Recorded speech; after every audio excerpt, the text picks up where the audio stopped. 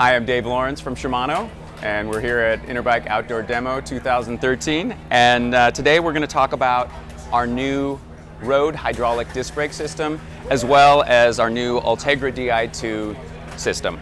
So first what I'm going to talk about is the road hydraulics. What we've got here is our first road hydraulic disc brake system for road bikes and for cyclocross bikes. The system itself is based on a Di2 electronic shifting system. So the first thing you'll notice is the shifter. All the pieces are inside here, as well as your electronics. The second thing you'll notice, obviously, is we have discs now on our road bikes. So this is our road hydraulic disc caliper and also our Frieza rotor. So what we offer is a 140 front rotor and a 140 rear rotor. That's our standard setup. It uses our Frieza rotors, which actually came out of the mountain bike side. It's a heat management rotor. So if you look closely, you'll see that there are cooling fins built into the rotor. There are also cooling fins built into the pads on the caliper. So some of the big differences you'll see with between the 10-speed Ultegra Di2 and 11-speed is obviously one extra gear, but it's all part of the E-Tube system. So E-Tube was actually introduced with Ultegra 10-speed. Your 10-speed system is actually completely compatible with this new system. The big differences with 11-speed and 10-speed is now you go to the four-arm spider, just like we introduced last year with Dura-Ace. We also have some great gearing options, and for the first time ever, we're going to have a cyclocross gearing option, a 46-36 in Ultegra.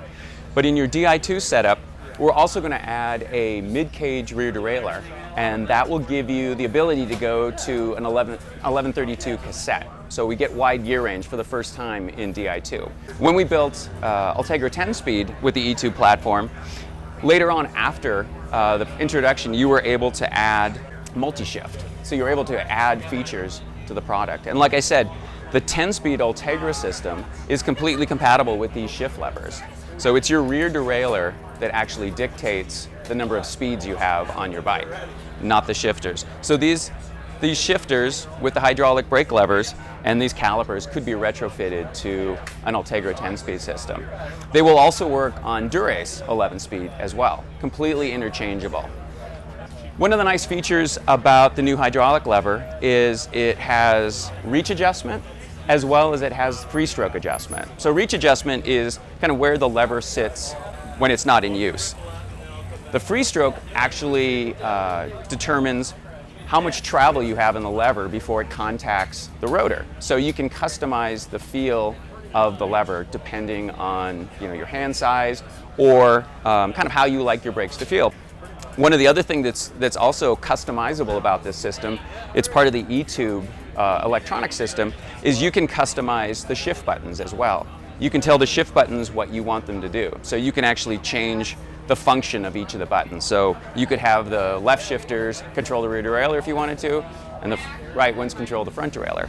You can also set the speed at which the shift is actuated. And then you can also add a multi-shift function. So if you hold your shift button down, you can cycle through all the gears, you can cycle through 2 gears, you can cycle through 3 gears. Through the software, you can dictate all of that. With E-Tube, we have 2 different junction boxes available. We have a 5-port junction box, and then we have a 3-port junction box. The 3-port one is their standard setup. The 5-port is if you want to put additional shift buttons on your bike. You could add 2 additional shifters to your cockpit area.